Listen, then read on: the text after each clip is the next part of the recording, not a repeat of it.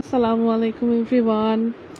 আজকে এত সুন্দর ওয়েদারে আমরা একটা সুন্দর রেসিপি নিয়ে আসলাম, নিমকির রেসিপি। এটা খুবই কম বেশি সব বাসায় সবাই এটা বানায় বা রেসিপিটা জানে।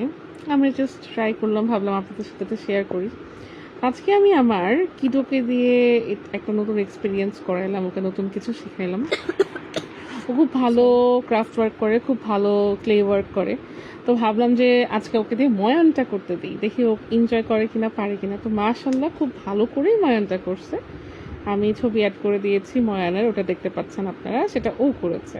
দেন আমি এটা বেলে নিলাম, কেটে নিলাম, তারপর আমরা ফ্রাই করে নিলাম। সবগুলো ছবি অ্যাড করা আছে, খুব সুন্দর অ্যান্ড খুব টেস্টি ছিল। মাশাল্লাহ, you did a good job baby. কতবার বলবা? অনেক সুন্দর হয়েছে, খেতে অনেক মজা হয়েছে। সাথে আমি একটা মশলা চা করছিলাম আজকে, ওটার ভিডিও অলরেডি আপলোড করে দেওয়া আছে। সো সুন্দর ওয়েদারে মশলা চা আর নিমকিটা এনজয় করছি। আমি আর বাবু দুজন মিলে দুটো বানিয়েছি। না সরি, নিমকিটা ও আমাকে হেল্প করছে, চাটা আমি নিজেই বানাইছি। চাটা দেওয়া আছে, যদি আপনাদের কারো ভালো লাগে আমাকে বলবেন, রেসিপিটা দিব। এটা স্পেশাল মশলা চা। নিমকির রেসিপিটা খুবই সিম্পল, বাট হ্যাঁ আমি একটু আমার মতো করে বানাই।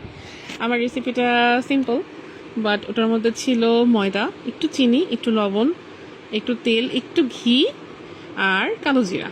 That's it. দেন ময়ান করে সুন্দর করে কেটে একটু একটু রেখে দিতে হবে একটু সেট হওয়ার জন্য। দেন কিছুক্ষণ পর ফ্রাই করে ফেললেই হবে। So guys, enjoy nimki and masala cha. ভালো থাকবেন সবাই। আসসালামু আলাইকুম, আল্লাহ হাফেজ।